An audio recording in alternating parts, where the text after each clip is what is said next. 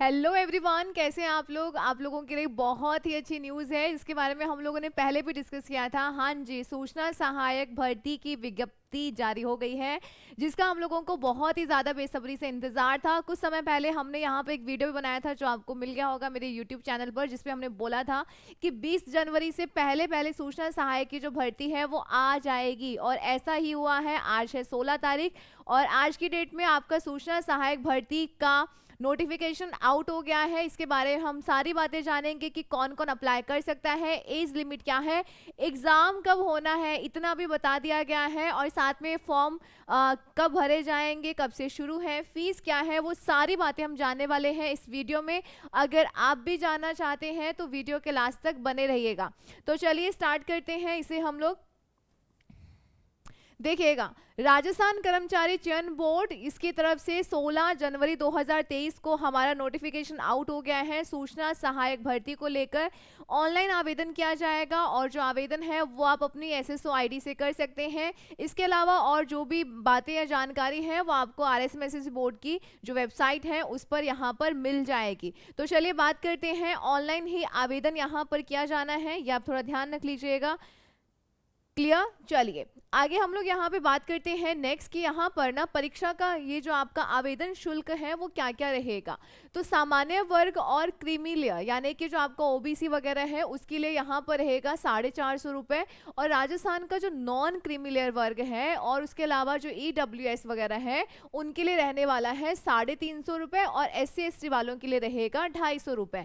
तो ये थोड़ा सा ध्यान रख लीजिएगा कि किसके लिए कितना आवेदन शुल्क यहाँ पर लगने वाला है।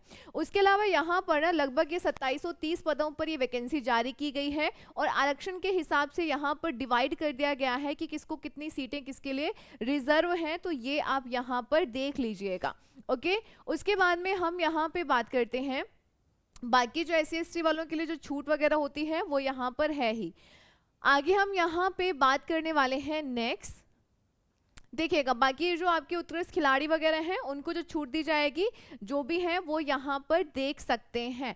अब हम नेक्स्ट यहाँ पे बात कर लेते हैं कि पात्रता या शैक्षणिक योग्यता, क्योंकि ये बहुत ज़्यादा लोगों मतलब स्टूडेंट्स के मन में ये बहुत ज़्यादा कंफ्यूजन हो रहा है कि मैम यहाँ पर कौन कौन अप्लाई कर सकता है, मतलब कि कौन यहाँ पर एलिजिबल है। तो यहाँ पर देखिएगा कि ये कंप्यूटर से रिलेटेड है, यानी कि सूचना सहायक है। तो जिनके पास भी कंप्यूटर की डिग्री है, जिन्होंने कंप्यूटर सेक्टर से या कुछ किया है, कंप्यूटर साइंस वगैरह से किया है, देख लेते हैं। अभी भारत में यहाँ पर कंप्यूटर विज्ञान, कंप्यूटर अभियांत्रिकी यानी कि computer engineering, computer application, computer विज्ञान यानी कि आपका इंजीनियरिंग इलेक्ट्रॉनिक्स, ठीक है। यहाँ पर अगर इलेक्ट्रॉनिक्स में अगर आपने किया है, कंप्यूटर एप्लीकेशन में किया है, CS में किया गया है, यानी कि अगर आपने इनसे रिलेटेड बीटेक वगैरह में अगर आपके पास कंप्यूटर वगैरह था, अगर इससे रिलेटेड इलेक्ट्रॉनिक्स था, इनसे रिलेटेड कोई भी डिग्री है आपके पास, हायर डिग्री, तो आप यहाँ पे अप्लाई कर सकते हैं।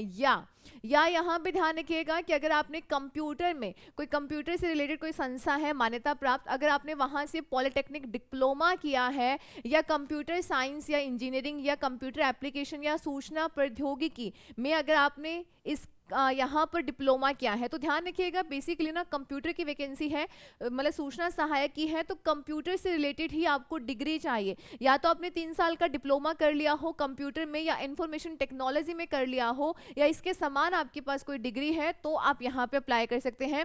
ध्यान रखिएगा RSCIT वाले यहाँ पर अप्लाई नहीं कर सकते हैं, ठीक है। उसके अलावा यहाँ पर और क्या कौन कौन कर सकता है, जिसने किसी संस्था से कंप्यूटर विज्ञान, कंप्यूटर एप्लीकेशन या कोई डिप्लोमा किया हो। बेसिकली वही बात हो रही है, या तो आपने इंफॉर्मेशन टेक्नोलॉजी में डिप्लोमा किया हो या आपने कंप्यूटर साइंस में डिप्लोमा किया हो, तो आप यहाँ पर अप्लाई कर सकते हैं।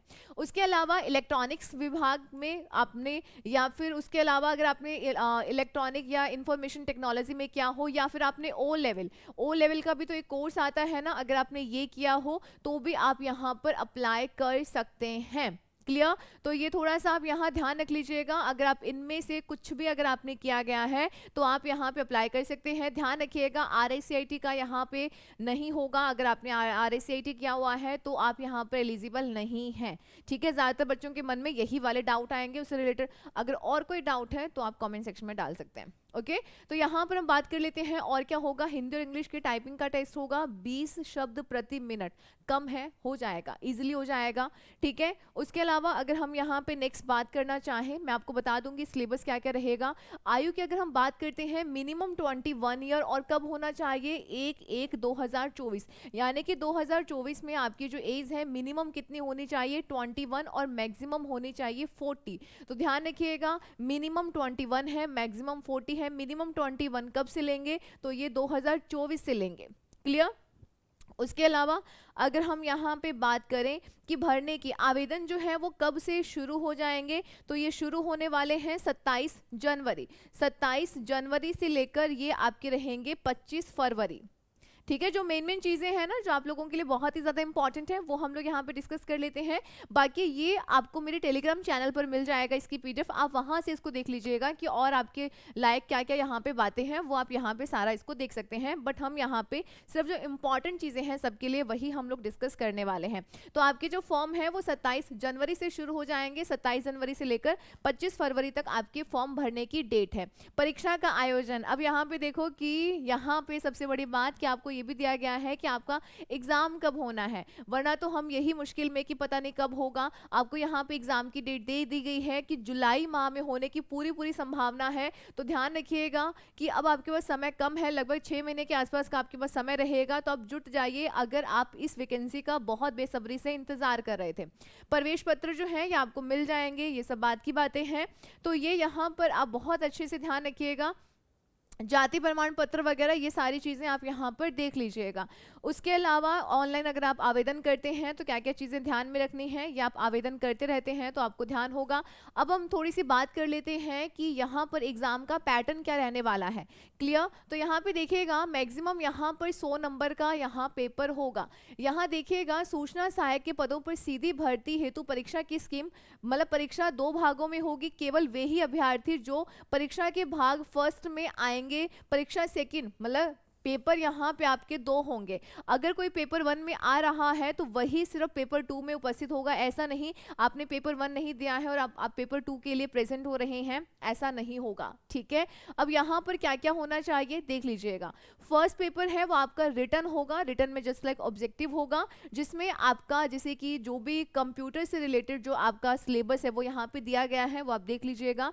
सिलेबस आपका ये रहेगा, मैक्सिमम 100 नंबर का पेपर होगा, समय आपको 3 घंटे दिए जाएंगे, क्लियर। सेकंड पेपर में ना आपका टाइपिंग टेस्ट होगा, जिसके अंदर ध्यान रखिएगा हिंदी और इंग्लिश दोनों में टाइपिंग मांगी गई है 20 शब्द प्रति मिनट के हिसाब से, और 15-15 मिनट का इसके अंदर समय आपको दिया जाएगा, क्लियर। अब यहाँ पर आपका जो पेपर 1 है उसके लिए सिलेबस है, ये सारी चीजें मैं आपको मेरे Telegram channel Divya Chandani ma'am पर डाल दूंगी, वहां से आप इसको बहुत आसानी से बहुत इजीली देख लीजिएगा।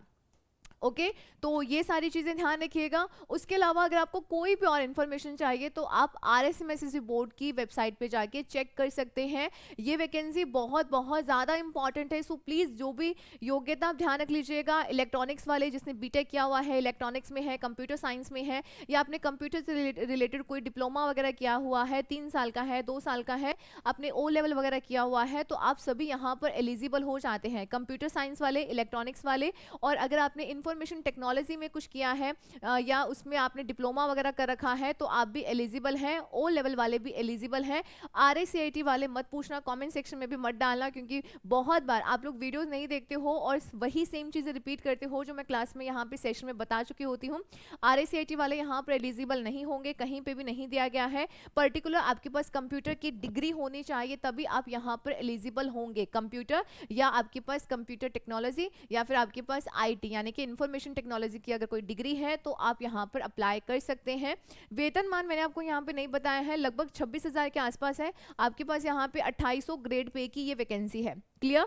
तो ये कुछ बातें हैं इस वैकेंसी से रिलेटेड। अगर आपको कोई भी डाउट है तो आप मुझे कमेंट सेक्शन में डाल सकते हैं।